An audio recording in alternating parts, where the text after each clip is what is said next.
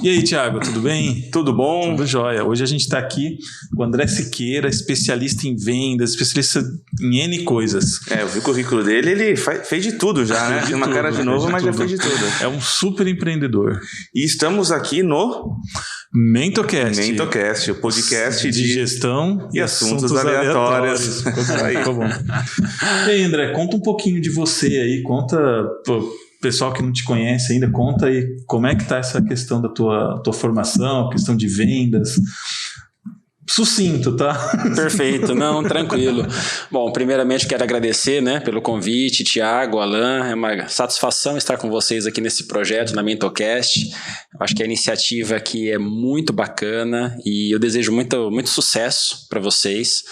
Eu acho que realmente a nossa cidade necessitava de algo dessa natureza, justamente para que nós pudéssemos trazer um conteúdo legal, bacana, sairmos um pouco da mesmice, de tantas informações aí, né, que digamos assim, muitas vezes não agregam para as pessoas. E com essa iniciativa de vocês, eu vejo com, digamos assim, uma luz que realmente veio aí para trazer conhecimento, para trazer discussões, debates, e acho que a nossa sociedade ela precisa cada vez se exercitar, né? Muitas vezes nós estamos ali muito acomodados na nossa rotina diária e esquecemos justamente desse networking, desse debate, dessas discussões que realmente enriquecem a todos nós.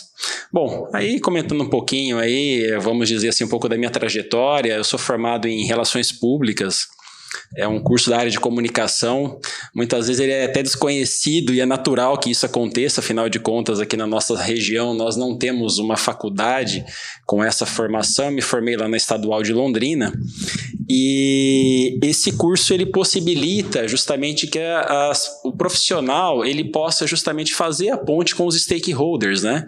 Então é uma área da comunicação mais voltada ao mundo corporativo, onde que justamente nós buscamos ali por meio da comunicação estabelecermos o relacionamento com os públicos estratégicos e, consequentemente, buscarmos ali uma melhor aceitação pública, ou seja, levarmos todo o conceito da organização para a opinião pública em si. Então, que muitas vezes a publicidade ela acaba priorizando um pouco mais os produtos, enquanto a área de relações públicas ela está muito mais interessada como que a organização, ela, digamos, está inserida, ela se comunica, ela interage com a sociedade. Então, qual que é o papel da organização? Não apenas dos seus produtos e serviços. E, bom, aí de lá para cá, isso foi final de 2004, quando eu me formei. Acabei ingressando também numa especialização na área de marketing na própria Estadual de Londrina, onde que abriu um pouco mais o meu horizonte, principalmente no sentido da comunicação mercadológica. Como é que você foi parar lá em Londrina? Porque você é um cara aqui da terra, da região. Sim, sim, sou daqui de Pompeiense. Conta pra gente. Sou da Gema, né, como o pessoal comenta. Bom, a Londrina é uma das faculdades assim, muito requisitadas na nossa região. E eu estive lá pela primeira vez num vestibular de inverno, quando eu estava cursando ainda o 3º ano do ensino médio. E na ocasião eu prestei o curso de administração. Prestei o curso de administração, como muitos jovens também, aí entre 17 e 18 anos, ficam confusos com relação à profissão a seguir. E eu acabei ali, falei, eu vou arriscar pelo menos para fazer um teste, acabei prestando administração e na época eu fiquei muito mal colocado. E aquilo ali me bateu uma espécie de uma tristeza, uma inquietação muito grande. Ao mesmo tempo que foi uma mola propulsora para eu, digamos, arregaçar as mangas mesmo e no segundo e último semestre do último ano do ensino médio eu falei, não, eu vou dar uma virada, né? Então, eu vou dar uma virada. Então, você fez de treineiro, que chama, eu fiz de treineiro, Aí você largou o futebol, caindo, agora eu vou estudar. E aí eu vou estudar. Só que aí também essa história não acaba por ali, né? Acabei ingressando no final do ano, acabei fazendo uma outra opção, fui fazer economia, ingressei, fui muito bem colocado, fiquei super feliz, mas não me adaptei ao curso. Aí retornei para Pompeia, foi um segundo choque pessoal, porque aquela sensação de de você ter dado um passo para frente e 2 para trás. Bom, abreviando, eu acabei voltando, fiz um período de cursinho, foi quando eu retornei para o curso, quer dizer, consegui ingressar no curso de Relações Públicas, né? Já havia conhecido, já havia assistido algumas aulas, me identifiquei muito com essa área, me encantou bastante, eu falei, não, é isso que eu quero para minha carreira, e aí eu tive a grata felicidade, né, graças a Deus eu consegui ingressar no curso, na ocasião a UEL era considerada a 3ª melhor faculdade de Relações Públicas do Brasil, nesses guias, sim. Conhecia a UEL como uma faculdade que é referência em muitos assuntos, mas sim, em relação pública tá tão bem colocada, eu não sabia. Ela sempre foi muito bem colocada, nós tínhamos ali um dos principais professores da área no Brasil. Então, nós tínhamos ali não só o In Memória, né, o Valdir Gutierrez Fortes, inclusive eu fui monitor desse professor, ele tem vários livros editados, praticamente todo o corpo docente da faculdade havia feito mestrado, doutorado na USP, então, quer dizer, a faculdade em si bebia da principal fonte universitária da área de comunicação no Brasil, e consequentemente ela sempre ficou bem ranqueada, né, entre a PUC do Rio Grande do Sul e a USP. Então foi uma grata felicidade, eu consegui concluir esse curso, e de lá eu fui, digamos assim, avançando em algumas outras frentes, né? Principalmente na área de comunicação mercadológica, com a especialização em marketing, e aí também veio a docência, eu fiz inúmeros outros cursos, e recentemente eu terminei um MBA na área de varejo na USP Exalc, que também me ampliou um pouquinho mais uma visão gerencial, que aí contempla também não só aspectos de marketing, mas também de administração. Foi muito bacana. Pô, que legal. Então, muita bagagem aí. André, então, para a gente iniciar aqui um assunto interessante, né? Como que o cara vende? Certo. Onde que começa? Qual que é o alicerce? Qual que é a base de um bom vendedor? Olha, a base de um bom vendedor, antes de mais nada, no seu planejamento, ele tem que conhecer muito bem o produto ou o serviço que ele vai vender, né? Então, é o pontapé inicial. Então, nós estamos falando aqui do básico, né? E muitas vezes a gente ainda se depara com profissionais, inclusive que estão há um bom tempo no mercado de trabalho, que desconhecem muitas funcionalidades do produto ou muitas sutilezas ou algumas observações dos próprios serviços que oferecem. E muitas dessas pessoas se deparam com objeções de clientes e muitas vezes ficam reféns de alguns argumentos, não conseguem contradizê-los e perdem grandes oportunidades. Então, um dos primeiros passos para não, né, sem sombra de dúvida, é conheça muito bem o seu produto, conheça muito bem o seu serviço, seja extremamente transparente. Porque hoje as pessoas, elas, digamos assim, têm um acesso muito facilitado às informações. Então não adianta você querer ficar enrolando o seu cliente com informações que você muitas vezes não acredita ou que você quer transmitir para outra pessoa sem ter digamos, real noção do que você está falando, porque isso rapidamente, na palma da sua mão com o seu celular, você consegue obter informações a respeito daquele produto ou serviço, né? Assim como também hoje o acesso às informações das empresas, né? Mediante até o site Reclame Aqui, enfim, a gente consegue várias informações. Feito isso, conheça muito bem o seu mercado, saiba quem são seus concorrentes, conheça muito bem qual que é a proposta de valor das outras empresas. Eu preciso saber, até mesmo porque, para contra-argumentar qualquer objeção que eu tiver com relação ao meu produto. É lógico que ninguém tem um produto perfeito, né? Sem nenhuma, digamos assim, acho que empresa nenhuma tem uma proposta de valor, digamos, 100% perfeita. Que é melhor em tudo, né? Que é melhor em tudo, exatamente. Mas você conhecendo as sutilezas dos seus concorrentes e os seus pontos fortes, você consegue enfatizá-los a ponto de realmente favorecer que a venda se concretize a seu favor. Então, são dois postulados, vamos dizer assim, né? 2 pontapés iniciais que, digamos, são básicos para que um vendedor possa ter sucesso. Então, para começar a vender, primeiro precisa estudar, né? Não estudar vendas, estudar teu produto, estudar mercado, tem que estar antenado, né? Eu tenho outro comentário. Eu acho que o cara tem que ter um psicológico bom, porque não é fácil. Quantos não levam Não, vendedor? mas isso é antes, né? A gente tá falando antes de falar com o cara, né? Antes do cara falar, não, vou ser vendedor. Isso tudo ele nem sabe saiu ainda, ele tá só no...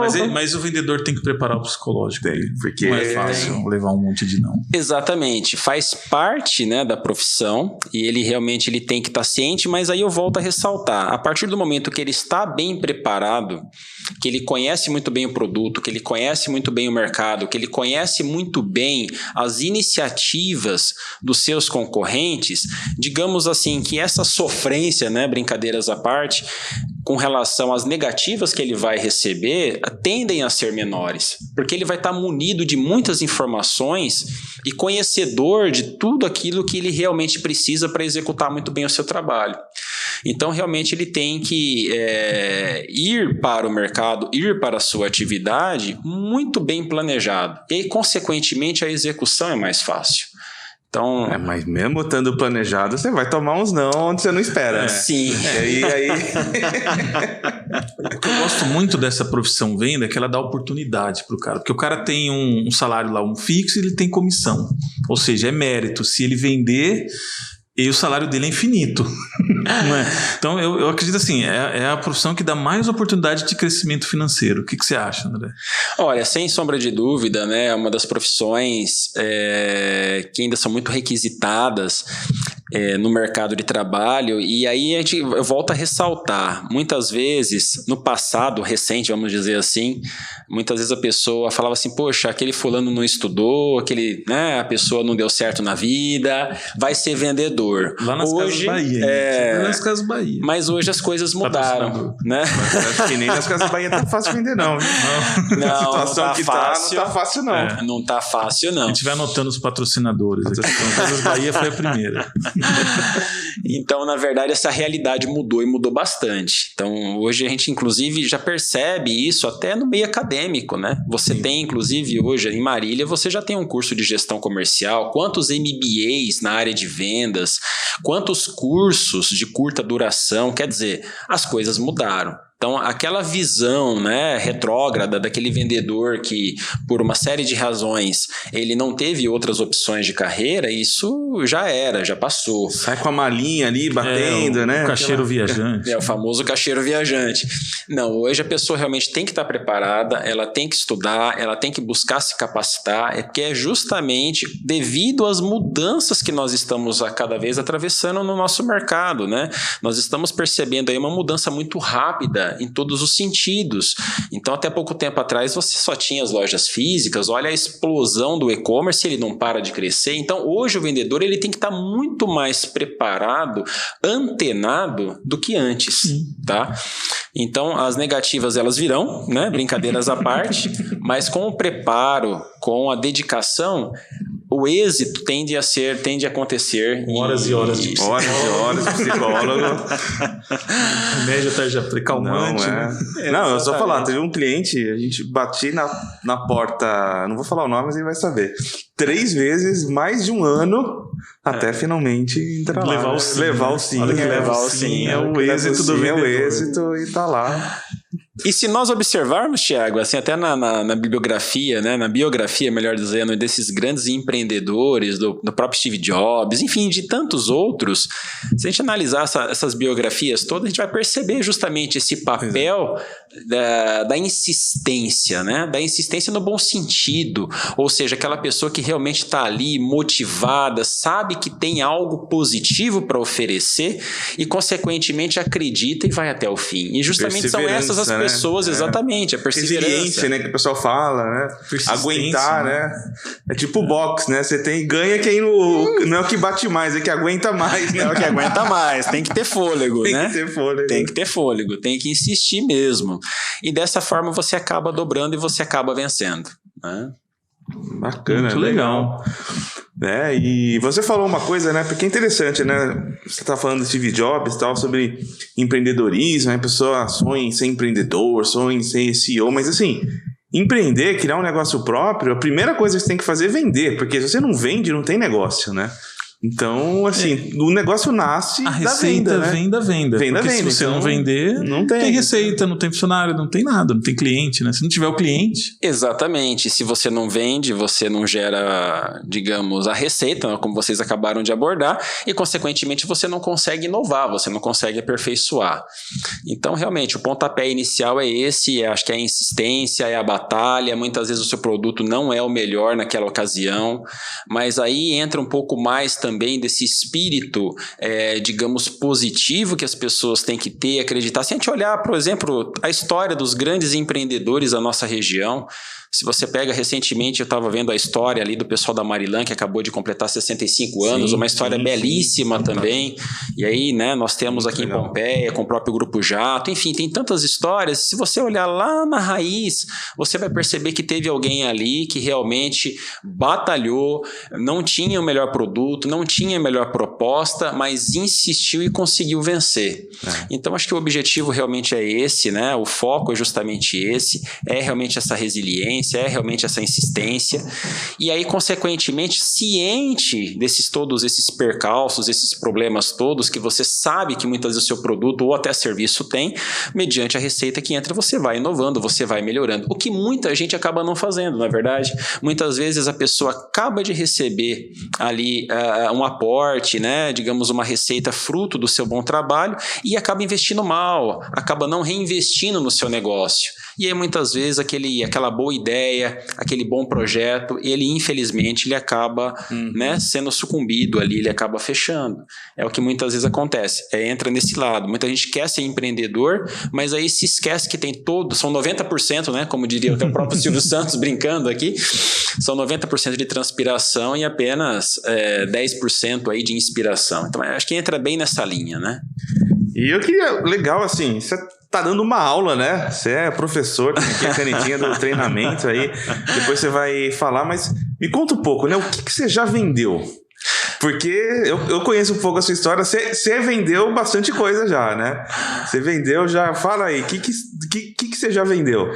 Olha, Thiago, na verdade, eu já trabalhei com venda de palestra. Olha só, já trabalhei numa empresa chamada... Bom, aqui a gente está num ambiente um pouco mais reservado, mas uma empresa do segmento de prestação de serviços. Se não puder falar o nome, não precisa, não, pode né? falar. Uma empresa... A gente já tem a Casa Bahia, Marilã, Jato... Mas se fazer, a gente vai vender, você vai ajudar a gente a vender os patrocínios aí, já que você é um bom vendedor. Sim, não, e é uma empresa que eu gosto muito, eu saí de portas abertas, conheço inclusive, tenho amizade, vamos dizer assim, contato com o proprietário, com o filho do proprietário, que atualmente é o diretor da empresa, então pode falar. Faz propaganda de graça e depois a gente... o Grupo Opção lá de Rio Claro. Legal. E na ocasião, quando eu trabalhei nessa empresa, um dos trabalhos que eu tinha que executar era vender palestras, porque a palestra para essa empresa na época, porque Marília foi uma filial, era uma forma, inclusive, e foi muito bem pensado pelo diretor, pelo proprietário, era uma forma de divulgação da própria empresa. Então se vendia palestra, um conteúdo bacana, se trazia ali palestrantes de renome nacional e, consequentemente, neste evento se divulgava os produtos, os serviços da empresa. Então, quer dizer, era uma ação muito bem organizada. E cá entre nós, não é tão fácil você vender uma palestra, né? Então, olha só, eu saía no centro de Marília, né? Com uma pastinha, visitando loja por loja. Raiz, né? Raiz. É o famoso caixeiro viajante. Pastinha debaixo do braço, bate na porta e... Quer ouvir uma palestra? Exatamente. E na época ainda, muitas ligações e inclusive envio de fax, né? Eu preparava ali um fax. Sacana de novo, engana, hein? Já tem aí uns... Caramba. Não, podem acreditar. Inclusive, eu entrava em contato com muitas empresas, encaminhava fax, entrava em contato via telefone e ainda visitava pessoalmente inúmeros clientes da cidade para poder oferecer essas palestras, né? Qual que é um argumento para se vender a palestra, ou se você usava naquela época? Ou que você usaria, né? Com todo o teu conhecimento adquirido no tempo. Exato, você sabe onde você errou lá atrás.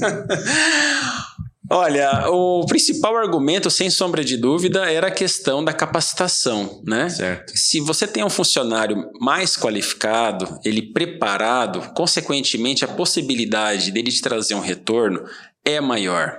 E na época também, atrelado ao conteúdo da palestra, eu acabava vendendo também alguns espaços publicitários dentro do evento. Então, o que facilitava um pouquinho mais, porque nessa ocasião eu acabava vendendo espaço publicitário e concedendo algumas entradas ali para o patrocinador. Então, era uma venda ali que a gente conseguia articular nesse sentido. Então, você tinha que ter uma jogada ali justamente para favorecer. Um pouco de marketing, um pouco de capacitação profissional, tinha vários aspectos aí. Vários aspectos ali. Legal. Bom, então eu nessa empresa acabei trabalhando com essa venda de palestras, serviços de funcionários temporários. Então existiam algumas empresas em Marília que elas tinham ali uma certa oscilação, era sazonal a produção, e eu não me lembro agora, mas existia ali uma questão legal que era possível você contratar ali por X tempo um funcionário em alguns momentos, para que um funcionário temporário, então também fazia parte dessa articulação. E aí eu também já fui vendedor de concessionária de motos, já vendi consórcio, né? Vender consórcio cá entre nós também não é fácil, né? Aquela expectativa da pessoa realmente adquirir algo num horizonte de tempo aí de 60, 72 meses e por aí afora, então também não é uma tarefa tão simples assim. E qual que foi o produto mais fácil que você já vendeu? Sem contar os treinamentos da forma. Ah, certo. Olha, na verdade, talvez o produto mais fácil foi quando eu tive uma outra iniciativa como empreendedor, quando eu e minha esposa, na época nós éramos namorados ainda, né? Nós chegamos ali a ter um negócio, uma casa de sucos aqui na cidade. E eu vejo que era algo que, como eu posso dizer para vocês, a saúde, vamos dizer assim, o bem-estar, inclusive ele está em alta ainda. Então, na época, existia uma carência na nossa cidade desse tipo de serviço. Então, foi um trabalho de levar um produto mais saudável para as pessoas que, digamos assim, não foi tão complicado, não foi tão difícil. Já existia uma demanda reprimida para esse tipo de produto. E nós estávamos assim muito confiantes com a nossa proposta de levar realmente para o público realmente algo que pudesse favorecer benefícios para a saúde. Então, ali, digamos assim, estava atrelado uma questão não só pura e simplesmente como um negócio, mas tinha um lado de um propósito. Era gratificante, era prazeroso você vender algo que estava fazendo bem para as pessoas. Então isso também é uma coisa muito legal de ser discutida, porque quando você acredita no produto e aquilo ali ultrapassa inclusive uma visão puramente, simplesmente financeira, e aí você leva um propósito, você leva um benefício, você leva algo maior, as pessoas percebem isso. Então é uma energia positiva que você coloca ali no momento que você está argumentando em prol de um produto ou serviço, que isso viabiliza, favorece a sua venda. Então isso também é muito bacana de enfatizar. Então essa parte aí da alimentação, digamos que foi um pouco mais fácil. Sabe o que eu gostava de lá? Sim. Tapioca. Opa! Não, era todo não, e tinha uns sucos incrementados ali e tal. Mas é bacana porque eu sei que a marca tá aí ainda, né? Existe. Eu achei bacana, quer dizer que o negócio continua. Você vendeu o negócio para alguém? Sim, nós vendemos, né? Eu acho que inclusive tá na gestão ainda dessa pessoa que acabou comprando comigo, né? Foi o Cristiano e a Thalita, eles deram continuidade no negócio, sucesso para eles ali. Nós ficamos 5 anos, eu acredito que eles devem já estar com um negócio ali na casa de próximo a 7 anos, né? Então, os Sucos e Alegria, agora é Sucos e Alegria Grill, né? Eles acrescentaram ali Eles estão aqui perto, aqui inclusive, no próximo, quiser mandar uns suquinhos aqui, a gente toma aqui uma tapioca, a gente faz uma divulgação aqui e tal. Toma um suquinho enquanto grava o podcast. Exatamente. Então foi fácil, vender comida é fácil. Qual que é o produto mais difícil? Consórcio você já comentou, mas qual que é aquele produto que você falou, nossa, minha meta é vender 1 por mês. Qual que foi o produto? Olha, eu trabalhei também numa outra empresa que, na verdade, foi a minha primeira experiência profissional, digamos assim, profissionalizada, né? O famoso CLT, né? Então, carteira assinada. Que foi numa empresa aqui da cidade também, uma empresa chamada Guiller, né? Do seu Valdir, que é o proprietário. Também tenho um carinho muito grande por ele, por ter aberto as portas. Foi a primeira iniciativa profissional. E ali eu também tinha, digamos, estava começando a minha carreira, comecei com vendas, era assistente de vendas, então acabei atuando como vendas interna. Então não foi um trabalho fácil você vender equipamentos para cozinhas profissionais. Então era realmente bem específico, né? Em Pompeia. Aqui em Pompeia e por telefone, né? Numa época ainda que marketing digital ainda estava começando, era Orkut, os sites ainda eram muito rudimentares, você não tinha um e-commerce, então quer dizer, não era algo tão simples de você negociar. Então eram máquinas de valor expressivo, né? Ele tem uma máquina ela muito bacana, muito curiosa, eu acho até que isso deveria ser mais divulgado, eu não sei como é que está hoje, se ele ainda fabrica, mas era uma máquina automática para se fechar marmitex. Era um negócio assim... Fantástico. Coisa assim que quando eu me deparei com a empresa, com aquele produto, eu falei, caramba, né? Nunca imaginei que Pompeia tivesse uma empresa que fabricasse isso. Então, realmente... Ele que fazia essa máquina. Ele que bolou, ali, acho que junto com os filhos, com os projetistas da época. Uma máquina muito interessante também. E não era fácil, né? Então, não era nada fácil você... E aí ele tinha também algumas máquinas um pouco menores, alguns conceitos mais manuais... Mas ali foi um trabalho um pouco mais dificultoso, sem dúvida. Então, por telefone, o cara tem uma máquina automática para fechar marmitex. Vou te mandar uma foto via fax. Cara, você foi um herói. Vendeu quantas dessas? Lembra? Quanto você conseguiu?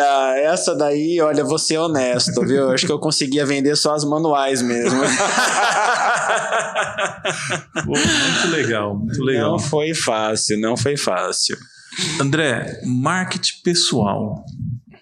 Sim. Que é a primeira coisa que o cara tem que vender, né? Se vender. Exato. Vamos. Olha, é um tema que eu gosto demais, né? Vocês citaram aí a Forme Treinamentos, uma empresa que eu abri recentemente, né? Na verdade, é um trabalho em paralelo com as outras atividades que eu tenho. Eu sou um profissional da área de marketing, né? Trabalho dentro do Grupo Jato e também sou docente do grupo do Centro Paula Souza. E falando um pouquinho, então, voltando aí à questão do marketing pessoal, a primeira coisa que as pessoas têm que entender é o seguinte: marketing pessoal não é algo, digamos assim, que eu posso dizer para vocês, fictício, aquela coisa assim que a pessoa vai lá para uma entrevista de emprego, ela se veste bem, ela procura mudar um pouquinho a maneira dela se expressar, corta o cabelo diferente e naquele momento, naquela ocasião, ela se transforma pura e simplesmente para aquele momento. Não.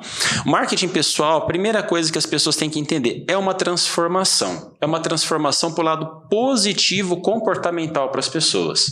Então, eu costumo trabalhar dentro do marketing pessoal, eu costumo trabalhar assim uma série de temas que justamente são temas que se as pessoas começarem a introduzir no seu dia a dia, elas acabam se modificando e se transformando em pessoas melhores. Então, por exemplo, networking. Vamos imaginar que eu sou uma pessoa um pouco mais retraída, uma pessoa um pouco mais tímida. E quantas pessoas têm esse perfil? Ok. Mas a partir do momento que eu tenho consciência que me relacionar com os outros é benéfico para a minha imagem, eu posso adquirir ali uma parceria, conhecer uma pessoa, um dia pode surgir uma oportunidade, eu posso ter uma necessidade de algo, ou seja, a minha rede de contatos ampliada, ela me permite ir mais longe, ela me permite, digamos assim, a me deixar mais, como posso dizer assim, menos como eu poderia dizer a palavra que me fugiu agora, menos vulnerável, tá? Porque eu tenho suporte, eu tenho apoio, eu tenho contatos. Então, é um dos pilares. Um outro pilar que a gente acaba comentando bastante, a questão da vestimenta, a questão, muitas vezes... A pessoa, ela pensa que se vestir bem é investir caro, é comprar roupas de grife, não. O vestir-se bem na nossa sociedade, o entendimento que nós fazemos é o seguinte: você deve se vestir de acordo com a ocasião. Se você, por exemplo, vai num churrasco, aí você chega lá todo engravatadinho, todo formalzinho, você já está mal vestido. Assim como se eu trabalho numa empresa, num escritório, ele tem um ambiente mais formal e eu chego ali com uma roupa informal, eu também estou mal vestido. Então, veja, tudo isso que eu estou comentando com vocês são conceitos, são bases para que eu tenha um marketing pessoal positivo, né? Que, digamos assim, haja uma transformação e que isso me possibilite ir mais longe, me possibilite uma transformação que realmente eu vou ser uma pessoa melhor. Aí, por exemplo, nós podemos acrescentar também o senso de participação. Quantas pessoas que têm ali, muitas vezes, um nível de doutorado, ou muitas vezes são pessoas que passaram por diversas empresas, pessoas que têm um conhecimento amplo, pessoas que fizeram intercâmbio, enfim, tanta gente boa, capacitada, e muitas vezes ingressa numa empresa, entra mudo e sai calado de uma reunião. Ou muitas vezes participa muito pouco, não sugere, ela se esquece que ela está sendo paga justamente pelo seu lado intelectual. Então, quer dizer, se essa pessoa não se envolve, se essa pessoa não participa, poxa, o que adiantou ela ficar anos e anos da vida dela trancafiada ou estudando ou viajando? Então, veja, a partir do momento que a gente começa a trabalhar esses pontos e a pessoa começa, digamos assim, a acordar para isso, ela se transforma e ela começa a agir diferente. Aí a gente pode discorrer sobre vários pontos. A gente pega, por exemplo, a questão de liderança. Aquela famosa diferença entre liderança e uma chefia, né? Penso que muitos que estão nos ouvindo já sabem um pouco dessa diferença, que é um pouquinho básica, mas vamos lá. Muitas vezes você tem ali um chefe, uma pessoa mais antiga de casa, uma pessoa que muitas vezes foi colocada naquela função por uma questão ali de digamos assim, quase que como uma espécie de uma valorização do tempo de casa, enfim, mas é uma pessoa que muitas vezes não foi preparada para gerir pessoas, é uma pessoa que muitas vezes ela não foi capacitada para tal. Tecnicamente ela é muito boa, mas como gestão de pessoas ela é muito ruim. E aí o líder não, o líder pode ser uma pessoa que está ali no mais baixo nível, né, no primeiro degrau da sua atividade. Se ela é uma pessoa que se envolve, que ela participa, que ela interage, que ela encoraja os demais e que ela toma iniciativa, consequentemente essa pessoa começa a ser rotulada como líder e ela acaba ganhando uma aceitação perante os demais com quem ela trabalha. Então isso é natural. Os outros percebem nela, falam, puxa, aquela pessoa merece. Quantas vezes a gente já pensou dessa forma, né? Ó, o fulano de tal ali trabalha tão bem, não, o cara merece chegar onde chegou. Porque é natural, as pessoas acabam realmente valorizando. Então são alguns pontos muito bacanas dentro do marketing pessoal que muitas vezes acabam ficando esquecidos. Um outro ponto, só para fechar esse tópico também que eu gosto demais, aí vocês podem também fazerem algumas perguntas. Eu tenho umas colocações aí, vamos lá. Um outro ponto também que eu gosto muito, né, na área de marketing pessoal é a educação, uma coisa que é básica, né? Mas a gente percebe hoje, assim, muitos jovens, muitos adolescentes, as pessoas não sabem mais falar um bom dia, uma boa tarde, um até logo, um obrigado, um com licença, não sabem, esqueceram. Isso daí ficou realmente no esquecimento. E eu costumo dizer que a questão da educação, ela não é só a questão realmente do verbo propriamente dito, né? Mas, assim, algumas atitudes. Vocês também são docentes, assim como eu, e quantas vezes nós participamos de alguma palestra, alguma reunião, e aí você vê muitas vezes a pessoa não sabe abrir e fechar uma porta, ela não sabe sair de uma palestra com silêncio para não prejudicar quem está ouvindo, e muitas vezes ali um professor, um palestrante que está ali naquele auditório. Então, quer dizer, são algumas questões até básicas, mas que prejudicam a nossa imagem perante os demais. Então, eu sempre costumo dizer que o marketing pessoal é como uma impressão digital. Nós estamos deixando marcas a todo momento, em todas as interações que nós fazemos. Então, as pessoas têm que realmente ter essa visão, essa noção, tomar cuidado e incorporar alguns padrões comportamentais justamente para evoluir, para melhorar, né? Não, o que eu ia falar é o seguinte, legal, né? E você deu um exemplo que no mercado de trabalho, ou seja, quando você tá sempre vendendo, né? Quer Sim. você saiba ou não, esse é o ponto, né? Então, exatamente. você quer ser promovido, né, numa empresa, não adianta só executar, você tem que vender sua imagem. Mas, e aí você falou um pouco sobre se apresentar, roupa e tal, mas hoje a gente está no mundo digital. Né? E como que é esse marketing pessoal no mundo digital? né, com redes sociais, né, agora antes você era visto só no ambiente físico, né, agora Sim. Com as redes você também tem que se mostrar digitalmente, né, como funciona isso? Exatamente, Thiago, olha, eu gostei muito da pergunta e eu, digamos assim, eu tenho, como posso dizer, alguns comentários para serem feitos, né? Então vamos lá. Dentro do marketing pessoal, inclusive, quando eu estou encerrando esse conteúdo nos cursos, nas aulas que eu ministro, eu sempre costumo trazer também alguma abordagem do anti-marketing pessoal, né? Uma visão aí um pouquinho aquilo que você não deve fazer. Então, já que nós estamos falando do ambiente virtual, uma coisa que as pessoas têm que tomar bastante cuidado é com aquele conceito digamos assim, da vida muito exposta nas redes sociais, né? É o famoso livro aberto. Então tem muitas pessoas que acabam ali se colocando, se expondo de uma maneira muitas vezes vulgar, muitas vezes com pontos de vistas ou com algumas colocações que são, digamos, não bem vistas, né, perante a sociedade, muitas vezes faltando com a ética. Então existem uma série de questões que as pessoas muitos erros que as pessoas cometem dentro do ambiente digital e que prejudicam a visibilidade, prejudicam a sua imagem.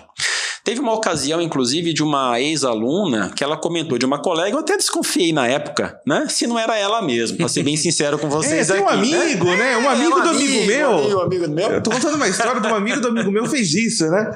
É mais ou menos assim. Bom, conversa vai, conversa vem. Essa pessoa comentou comigo que uma conhecida, né, uma amiga, havia sido contratada nessa época de final de ano, que as empresas, as lojas do comércio contratam, pro famoso horário temporário aí, né, enfim, em função do horário mais estendido do comércio, que vai até às 10. Pois bem, aí essa pessoa foi contratada e um belo dia, em meados de dezembro, ela vai nas redes sociais e fala assim, poxa vida, né, hoje tem que trabalhar até às 10, mas né? E fala um palavrão e escreve esse palavrão, melhor dizendo, na rede social. Pois bem, a gerente da loja viu, né? Chamou essa pessoa e automaticamente aquilo que todo mundo sabe que pode ter acontecido, né? Realmente essa pessoa foi demitida da loja, isso dentro de um trabalho de regime temporário que poderia se transformado ali digamos assim, de maneira contínua, né? Ela poderia realmente ter sido efetivada para valer, vamos dizer assim. Então, quer dizer, são algumas coisas ainda muito básicas e que as pessoas cometem falhas. É notório também hoje que a gente recebe muitas informações, né? A todo momento alguém está interagindo com a gente, no LinkedIn as pessoas querem vender muito, você está nas redes sociais hoje em dia com essas questões, digamos, um pouco mais sensíveis, questões de política, enfim.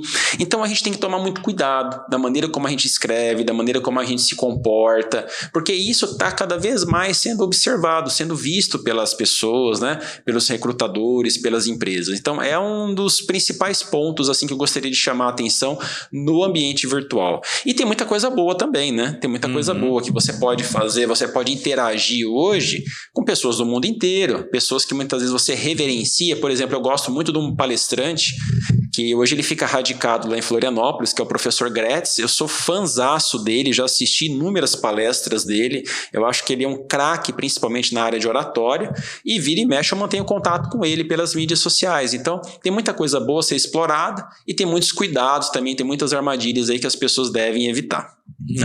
Legal, muito bom. Entendi. É interessante essa cultura, né? Porque a pessoa hoje ela tem essa cultura do imediatismo, ela perde muita oportunidade. Sim. Então tá acontecendo alguma coisa, igual essa pessoa perdeu a oportunidade de ser efetivada, de até uma carreira, né? E a minha pergunta para você é um pouquinho nesse sentido, né? Como que tem alguma técnica para o cara conseguir perceber que ele está tendo uma oportunidade de crescimento ali? Porque normalmente o cara está no automático ali e acaba passando, mas tem aquele... Qual que seria um insight para o cara falar, pô, acho que isso aqui que está acontecendo agora é uma oportunidade para mim, para ele não ter o peso na consciência depois de ter perdido aquele. Certo. Como eu poderia te responder assim, Alan? muitas vezes a pessoa pode ser que ela esteja sendo sondada, né? A gente consegue hoje, por exemplo, mensurar isso até dentro do LinkedIn, quantas pessoas estão interagindo com você, visualizando a sua página. Então eu vejo que ali já é, digamos assim, um insight para você perceber que, poxa, tem pessoas de N lugares, né, de determinadas empresas, então isso ali já começa a transmitir para você alguns insights positivos, né? Alguns insights positivos. Agora, é importante também acompanhar, a gente perceber como que as pessoas que, digamos assim, obtiveram maior êxito, vamos rotular dessa forma, elas alcançaram determinado patamar. Então a gente também deve se espelhar em muita gente boa. Eu acho que as mídias sociais, como maneira geral, tem muita, falar o português claro, que tem muita porcaria, mas também tem muita coisa boa, tem muita coisa para ser explorada, tem muita gente bacana produzindo bons conteúdos, como vocês estão fazendo aqui. Então, a partir do momento que as pessoas começam a interagir, começam a seguir pessoas que valem a pena, pessoas que podem trazer ali um conteúdo bacana, elas começam a se transformar e é quase que natural que as oportunidades aconteçam, né? Porque ela já começa a entrar ali numa outra esfera, numa outra sinergia, e isso acaba favorecendo o seu desenvolvimento, né? Então a gente buscar coisas boas, consequentemente é um dos primeiros passos para que essas oportunidades apareçam, e aí ela começa a perceber que os outros estão observando ela de uma outra forma. Né? Legal, você deixou uma dica muito importante. A pessoa tem que se movimentar para a oportunidade vir. Não adianta nada, ela tá parada lá, vai passar o navio, ela não está nem preparada para subir no navio. Muito bom. Exatamente. E o contrário, né? Se a gente imaginar esse mesmo caso, né? A pessoa está lá, enxergou a oportunidade, vai embarcar. Como que a pessoa qual a melhor maneira hoje da pessoa se preparar num curtíssimo espaço de tempo para aproveitar uma oportunidade? Chegou uma oportunidade, surgiu uma vaga de vendedor na empresa X e a pessoa vai se inscrever. O que ela precisa se preparar para uma entrevista, por exemplo? Qual que seria o... Uma ótima pergunta. Eu acho que tem alguns pré-requisitos aí que são básicos, né? Um deles é você conhecer muito bem a empresa. Então, assim, aquela pessoa que chega, como a gente fala, né, chega de alegre, ou chega meio perdido, essa pessoa já está fora, já tem uma carta fora do baralho. Então, acho que uma coisa que é básica é você entrar no site da empresa, você procurar saber qual que foi a história daquela empresa, você procurar entender quais são seus produtos, qual que é o mercado de atuação. Então, você já chega mais preparado, você já chega com conteúdo. Né? É algo positivo. Uma outra questão também que as pessoas têm que ter esse bom senso quando elas vão passar por uma entrevista de emprego, ou enfim, alguma coisa do gênero para se candidatar a alguma vaga. Ela entender, ela saber qual que é seu principal ponto forte, qual que é seu potencial. Se alguém virasse para você e te perguntasse assim, vou contratar você para quê? Onde que eu posso te explorar? Então, essa pergunta você tem que estar claro. O que você é bom realmente? Onde que eu posso ampliar todas as minhas iniciativas ali com você? Onde que eu posso enquadrar você? Por mais que ali já tenha, claro, uma designação, digamos, um cargo que está em aberto, vamos dizer assim, mas a gente sabe que as pessoas elas têm potenciais, elas têm pontos fortes e fracos de questões diferentes, têm habilidades diferentes, melhor dizendo, né? Então esse também é um outro ponto. E tomar muito cuidado, porque hoje, no passado, melhor dizendo, alguns recrutadores, eles perguntavam muito sobre iniciativas no futuro. Olha, se eu te contratar aqui, o que você vai fazer, etc, etc, etc. Então, quando a gente faz uma pergunta aberta no futuro, o candidato, ele tinha margem para ele falar o que ele quisesse, porque ele pode inventar o que ele quer. Agora não, né? Os recrutadores, não é brincadeira, não é que eles são mais espertos, eles sabem que, na verdade, eles vão fazer um aporte um pouquinho diferente, eles vão resgatar lá no passado, o que você fez? Quais são as entregas que você fez, né? Quais os projetos que você participou? E numa situação como essa, o candidato ele tem que estar ciente da carreira, de quais os desafios que ele enfrentou, como que ele superou. E isso daí traz um simbolismo muito forte para quem está conversando, está te avaliando, falar assim, poxa vida, essa pessoa já passou por isso e ela conseguiu reverter tal situação de tal forma. Então, quer dizer, ela já mostrou uma certa resiliência, ela já mostrou que ela tem um preparo, ela já mostrou que ela foi desafiada, ela conseguiu dar um salto. Então, isso está muito bacana. Então, tome cuidado com perguntas que se referem ao seu passado. Esteja muito bem preparado. E isso daí torna-se uma reflexão para o nosso presente. O que você está plantando hoje? O que você está construindo hoje? Qual que é seu legado? Porque é isso daí que vai ser o seu cartão de visita. Né? Você descreveu um processo de vendas, né? Conheça o seu produto. No caso, o seu produto é você. Você, suas experiências, seus pontos fortes. Conheça o mercado. No caso, a empresa, né? Exato. Então, é uma venda, né? De certa forma. É uma venda. Tem um amigo meu que fala que ser vendedor, a profissão de vendedor é procurar emprego todo dia, né? Porque ele sai sem saber se vai vender ou não naquele dia. Então é como se cada dia fosse um novo emprego que você está pegando, né? Exatamente. Eu queria só voltar um pouquinho ainda sobre essa pergunta. Queria fazer um outro complemento aqui que é muito bacana. Uma das primeiras entrevistas de emprego que eu fiz foi nas lojas Renner. Isso aí foi no Shopping Morumbi, em São Paulo. Fazia pouco tempo que eu havia me formado. E eu lembro que na época, olha que engraçado, hein? A vaga era para gerente de loja, comprador, e ela foi publicada no Estadão. Olha só, hein? Olha como é que o tempo passa, né? Mas brincadeiras à parte, foi digamos, uma experiência que eu nunca me esqueço e que ela foi muito valiosa. Eu acho que vale a pena comentar aqui com vocês. Na ocasião eram 5 etapas. A primeira etapa era análise de currículo, eu passei. A segunda etapa foi uma apresentação pessoal, eu também passei. Eu me recordo que um dos pontos positivos de eu ter conseguido avançar nessa segunda etapa foi a minha iniciativa, porque eu me recordo que os recrutadores eles perguntaram quem que gostaria de se apresentar primeiro na época. Eu fui o primeirão a levantar a mão, então isso eu senti um olhar diferente, tá? Então tome as iniciativas. Só que na terceira etapa eu fiquei. E aí até hoje eu faço uma reflexão positiva, eu comento com os meus alunos, onde que eu vou. Bom, para resumir um pouquinho dessa terceira atividade, dessa terceira etapa aí de recrutamento das lojas Renner. Nós tínhamos ali numa sala 2 psicólogas, elas designaram algumas atividades em grupo, cada grupo teve um X tempo para executar uma atividade, era como se fosse um case, né? um problema ali que estava acontecendo na loja. Resumo.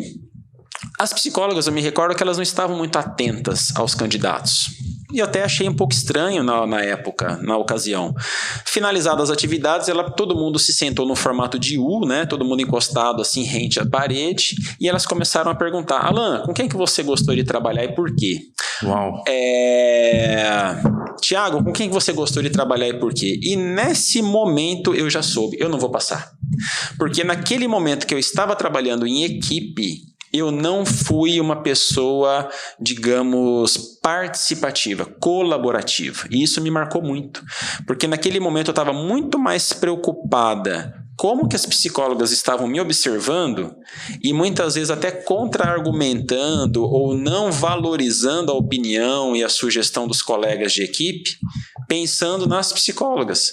E, na verdade, quem acabou fazendo a avaliação final foram os próprios colegas. Então, digamos assim, as pessoas que foram melhor avaliadas, os melhores avaliados, né, foram justamente daqueles que souberam trabalhar melhor em equipe. Apesar de eu ter passado alguns anos já essa atividade, eu percebo que cada vez mais isso ainda é digamos assim, um dos pré-requisitos dos recrutadores, né? Então, aquela pessoa que ela quer, digamos, impor as suas opiniões, ela quer tomar as iniciativas sozinhas, ela também está fora do mercado de trabalho. Então, cada vez mais nós temos que ter ciência que nós não somos o dono da verdade, que nós precisamos dialogar, precisamos debater, precisamos absorver as boas ideias, e é numa troca como essa que você consegue evoluir. Então, realmente foi um choque para mim positivo, que realmente eu guardo que, diga-se de passagem, com muito carinho dessa experiência aí de profissional. Você fez um comentário que eu estava guardando aqui, né? Quando que a proatividade vira assédio, vira chato? Porque às vezes tá lá, eu tô muito no LinkedIn, às vezes tá lá, pô, tem não sei o que lá, tem vaga, tem não sei o que lá, o cara começa, chega um momento que você não vai, você vai bloqueia o cara e acabou, né? Mas que momento que isso vira Porque muitas vezes o cara acha que está abafando e ele está realmente assediando o entrevistador, o candidato, a empresa. Quando que a proatividade é demais? Essa é a pergunta. Bom, numa situação como essa, a gente tem que, como a gente costuma brincar, né? Ligar o desconfiômetro, né? O menos é mais. Então, a partir do momento que a pessoa tem um conteúdo, ela já fez uma interação, ela já se apresenta bem nas redes sociais, é quase que suficiente. Então, a insistência, em alguns casos, e muitas vezes a insistência mal educada, principalmente, ela é extremamente nociva, prejudicial para o candidato, porque ela demonstra ali uma certa ansiedade, uma falta de preparo, uma falta de profissionalismo. Então, o tiro, como é que fala, o pessoal costuma dizer, né? O tiro sai pela culatra, né? Ou seja, ele retorna para você, porque você acabou insistindo, mas esse insistir, ele já é um pouco distorcido, ele acaba sendo, digamos, pegajoso, acaba sendo chato. Então, ele mostra o que? Um desespero da pessoa. Então, a gente tem que tomar bastante cuidado com isso, né? Justamente para que a gente não fique rotulado dessa forma. Então, a pessoa se apresenta bem, a pessoa tem um bom currículo, a pessoa já manteve contato com aquela organização. Então chega um certo momento que é realmente a hora de esperar, é a hora realmente da gente designar ali, digamos, uma sabedoria no sentido de controlarmos a nossa ansiedade e aguardarmos um retorno, porque se eu plantei, eu vou colher, né? Eu vou colher, então isso é fato. Então a pessoa ela tem que estar, digamos, confiante nisso, ela não precisa entrar na zona do autodesespero. Certo? Eu tive uma situação muito engraçada nesse sentido, né? Um vendedor de algum banco digital aí, que a gente não vai falar porque ele não vai patrocinar. Não vai, então não brincadeira, foi do Banco Inter. E primeiro, contato telefônico, não quero tal, o produto que ela tá vendendo, beleza. Aí daqui a pouco, o WhatsApp piscando, tal. Aí eu li uma vez e falei, não tenho interesse, não faz parte, né, tal, que era questão de portabilidade de financiamento, essas coisas. E aí depois de novo, falei, tá bom, né, aí respondi, aí depois eu li a mensagem e não respondi. Aí ela começou, que falta de educação, você lê a mensagem e não responde. Ô, louco. Não, aí tudo bem, eu falei, tá bom, aí fui e bloqueei a pessoa. Daqui a pouco vem outro número. Ela, então, eu tô aguardando ainda a resposta aí na terceira vez ela ligou, eu falei, não quero mais, tal. Quase que eu vou mudar de número para fugir do vendedor. Meu pai. E tem esse tipo de vendedor, né? Tem, aí realmente aquela pessoa que é extremamente mal preparada, né? Ela, muitas vezes ela tá ali sendo cobrada pela empresa para bater uma meta, quantos atendimentos que ela tem que fazer durante o dia, e aí infelizmente, muitas vezes devido até uma questão cultural, uma questão aí da organização, ela acaba extrapolando e aí gera um resultado extremamente negativo ao invés de uma conversão de vendas. Então aquela pessoa que se apresenta de uma forma, digamos, mais convidativa, que ela está buscando um diálogo, que ela está buscando um entendimento, que ela está buscando conhecer as suas necessidades, certamente ela vai ter mais êxito. Porque todo mundo, de alguma forma, principalmente nessas iniciativas do marketing ativo, né, que nós chamamos, e aí o mais conhecido deles é justamente esse telemarketing ativo, né, a venda por telefone. As pessoas de alguma forma já estão blindadas, né? As pessoas, infelizmente, elas já acabaram criando ali um bloqueio devido a essas iniciativas aí mal articuladas de muitos vendedores. Então, e aí, por um outro lado, a gente já percebe algumas empresas, né, trabalhando de uma forma um pouco diferente. Eu mesmo, no meu dia a dia de trabalho, eu recebo ali várias ligações de pessoas que elas buscam entender, elas buscam levar uma proposta, elas não são invasivas nesse sentido, e algumas delas, inclusive, eu já mantive contato tempos depois. Falei, poxa vida, eu vou guardar esse contato aqui porque essa pessoa se mostrou entendida do assunto, conhecedora. Hoje eu não preciso, mas se um dia eu precisar, eu gostei do atendimento, eu vou nessa pessoa aqui. Exatamente. Então, quer dizer, a maneira como a pessoa se expressa hoje, ela deixa uma marca positiva. E aí, nesse caso, positiva, né? E aí favorece, inclusive, a lembrança dessa pessoa.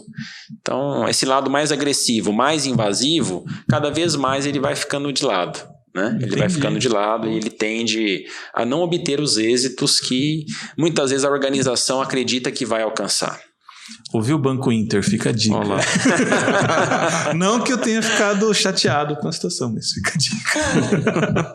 Pô, muito bom, hein, André? Pô, tá bacana o papo. Legal. Tiago, cara, comentar? Tem muitas coisas, né? Vai lá. lado aqui que a gente também... Você tem que dar aula. Eu tenho que dar aula, gente. Todo mundo aqui tá no Centro Paula Souza, né? Opa! De certa forma. É que assim, isso me lembrou outra situação que a gente também vende, a nossa venda depois a gente entra nos termos técnicos, é outbound, né? Tem o inbound, outbound, então e principalmente esse assédio acontece muito no outbound, né? Ou seja, de você ativamente. E aí tem aquelas técnicas, né? SDR e tal, e-mail padrão, então o LinkedIn vira e mexe, né? Você recebe mensagem, aí você recebe um e-mail, alguém descobre seu e-mail, estou entrando em contato, aí... E você vê que é um negócio robotizado, né? Tipo, passa 3 dias, olha, eu acho que você não teve tempo de ver. Aí depois passa um tempo, então, como você não respondeu? Olha, essa é a última oportunidade, cara... Eu não pedi pra você mandar um e-mail pra mim. Nossa, agora você vai perder a oportunidade. Não vou mais te retornar. Falei, que bom! Assim eu tenho vontade de responder. Obrigado por não entrar. Eu não pedi, né? Então, tem muitas técnicas de vendas hoje em dia. Se a gente for falar de técnica, spin selling e não sei o que, pesque, né? Sei lá. A gente vai ficar aqui horas e horas, mas e claro, isso depende se é inbound, se é outbound, mas quando você falou disso me lembrou. Então, quantos e-mails a gente recebe? Essa abordagem ainda funciona mais robotizada, e-mail padrão, ou é só para alguns nichos? Ainda vale a pena? Ainda dá certo isso daí? Vale a pena bombardear com e-mail padrão assim? Nisso?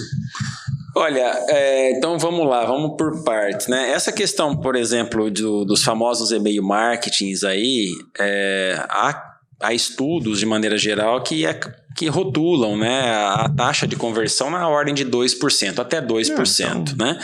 E aí, como posso dizer assim, muitas vezes nós deixamos as nossas informações para que as empresas também possam entrar em contato conosco. Então, hoje o que a gente vai acontecendo muito é justamente esse efeito. A gente vai lá, se interessa por algum tema, coloca o nosso e-mail e acaba sendo bombardeado por esses e-mail marketing. É uma iniciativa que para as empresas acaba tendo um custo baixíssimo. Então, quer dizer, assim, se de cada 100 e-mails ela conseguir converter 2, o custo dessa ação é muito baixo, então acaba sendo vantajoso por ela. Então, muitas vezes, nós ainda somos culpados, Entendi. Né? Nós somos culpados. Então funciona, quer dizer, eu que sou um cara chato que não gosta disso e não responde nada, né? Quando você deixa um e-mail, aí realmente... Agora, quando a gente realmente não deixa e a pessoa consegue o nosso contato, aí eu concordo, dou toda a razão para você. É uma ação que realmente ela não vai de encontro com o nosso perfil, né? Então não teve ali toda uma sequência lógica dos famosos robôs, dos famosos algoritmos que falaram assim, olha, o Thiago ele gosta de viajar, vou começar a mandar informações de viagens para ele o tempo todo, ou ele gosta muito da área de informática, vou começar a mandar informações nesse sentido. Agora, quando nós deixamos um rastro, aí sem dúvida nenhuma nós seremos bombardeados. Então é um dos pontos aí para a gente poder fazer um pouco dessa divisão aí desses tipos de abordagem. Agora tem um outro ponto também, né? Cada vez mais está se discutindo, dentro desse ambiente mais robotizado que você levantou, a famosa humanização do atendimento. Então hoje já se estuda os cases da própria Netflix, né? De algumas empresas que estão se tornando aí, digamos, referências, inclusive é um tema que está em voga aí, principalmente no meio hospitalar, é justamente o fator humano vindo à tona novamente. Porque nós já estamos a cada vez mais nos distanciando devido às questões digitais, né? A pandemia, ela ainda ela favoreceu esse distanciamento, vamos dizer assim. Só que as pessoas, elas estão tentando resgatar um pouco mais dessa aproximação e, consequentemente, esse tema de humanização, aquele atendimento personalizado, ele está sendo, digamos, mais cobrado pelos consumidores. Vou dar um exemplo para vocês. Recentemente eu fechei um pacote da Adobe e se você entra em contato na Adobe, você vai ser atendido por uma pessoa, não é, digamos, uma inteligência artificial, não tem nenhum robozinho ali, e o atendimento parece um atendimento local. Assim, parece que você está conversando com o seu vizinho, né? Ele só tem um sotaque indiano. Só tem um sotaque indiano. Acho que na Microsoft é mais ou menos assim. Mas assim, é tão agradável, tão gostoso o papo, assim, que você fala assim, poxa vida, a pessoa está conseguindo falar no mesmo linguajar, uma forma mais coloquial, um papo bacana. Então, eu vejo assim, uma frente, algo crescente nesse sentido da humanização, justamente para romper essa robotização que você falou. Eu acho que isso tende a se ampliar nos próximos... Eu concordo, eu enxergo isso porque eu estou vendo que está mudando a cultura empresarial. Sim. Antigamente, todo mundo queria um CAC baixo. O CAC é o que você acabou de comentar do custo de aquisição para o cliente. Então ele tinha um CAC baixo. Hoje o cara ele quer ter um CAC alto, mas ele está procurando um LTV. Então ele quer um LTV maior. Medicamento, assim, a forma, você quer um LTV. Quanto mais glossário. Quanto LTV. Lifetime value. Quanto, né, que é o retorno que eu vou ter com esse cliente ao longo da vida. Quanto dinheiro aquele cara vai te dar enquanto ele for cliente seu. Fecha glossário. Eu acho interessante isso, né? Porque no passado, assim, nossa, eu vou disparar spam. 1 centavo por e-mail, 1 centavo por SMS, dispara para todo mundo, inferno total. As pessoas odeiam a Vivo faz isso até hoje. E acabou. Agora não, agora vamos humanizar. Eu preciso que o André ligue na Adobe, eu vou falar com ele como se eu fosse o vizinho dele, vou vender um pacote, vou vender um plano extra de iCloud, de Adobe Cloud e tudo mais, de Creative Cloud, né? Creative Cloud. Adobe, patrocinador. Você falou 2, eu tenho a conta corporativa do Inter e uso o pacote da Adobe aqui na mente. Então, dois candidatos a patrocínio. Ou seja, as empresas buscam o LTV, né? E o consumidor já está percebendo isso.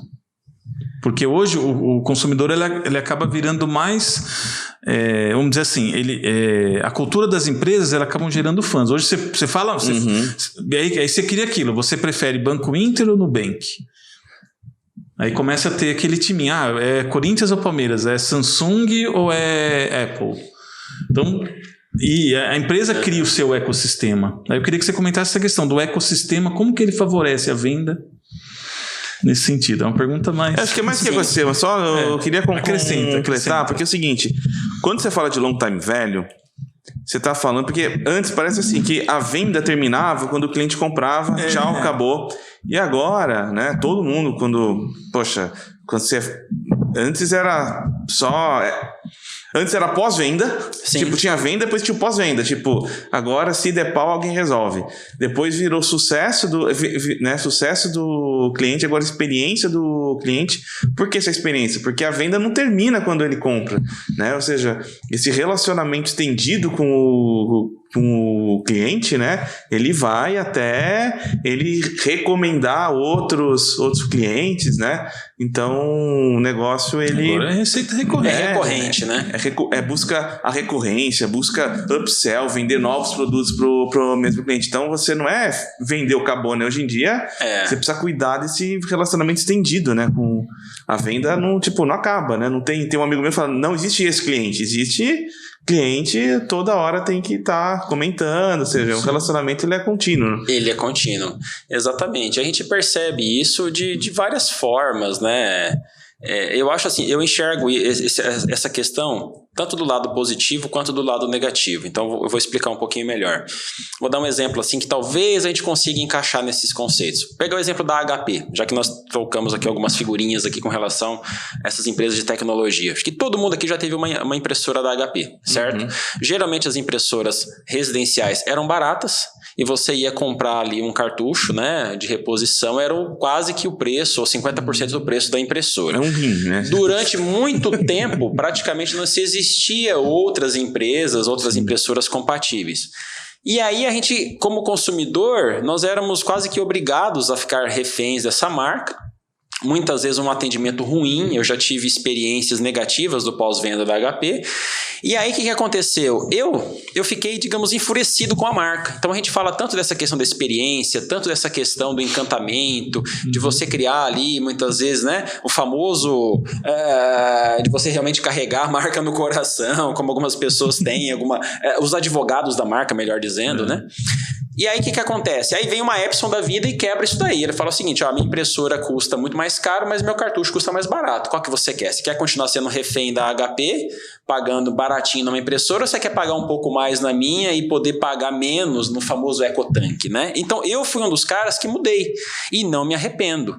Então, quer dizer, ela encontrou ali uma brecha no mercado, um descontentamento daquele perfil de consumidores e ela conseguiu posicionar muito bem o produto dela. Então, hoje você passa nas empresas, nos escritórios, né, nas residências, é muito mais fácil você encontrar impressoras da Epson do que da própria HP. Então, porque a HP ela deixou um lastro ruim nesse quesito de querer ficar vendendo o produto dela e ficar extraindo o valor da gente o tempo inteiro. Exato. Mas de uma forma, digamos assim, muito capciosa, muito negativa. Agora, tem aquelas outras propostas de você poder extrair ali e manter esse relacionamento frequente positivo. Então, por exemplo, eu comprei lá um tempo atrás um curso na Udemy de marketing digital, né? Legal. E aí, a todo momento eles vêm, muitas vezes ali o mesmo professor, não sei o que, uma campanha, não sei o que, papapá. Quer dizer, eles vêm mantendo contato comigo mediante o cadastro que eu deixei e eu falo assim, poxa, é uma forma deles tentarem fazer uma venda recorrente comigo, sabendo que eu gosto daquele conteúdo. E aí, consequentemente, recentemente eu fui lá e tinham 2 cursos lá, arrematei por R$27,90 cada um. Quer dizer, é uma mixaria. Hoje, se você parar para pensar, uma pizza não custa isso. Pois é. Então, o conteúdo hoje, digamos assim, o conhecimento, ele está à disposição de qualquer um.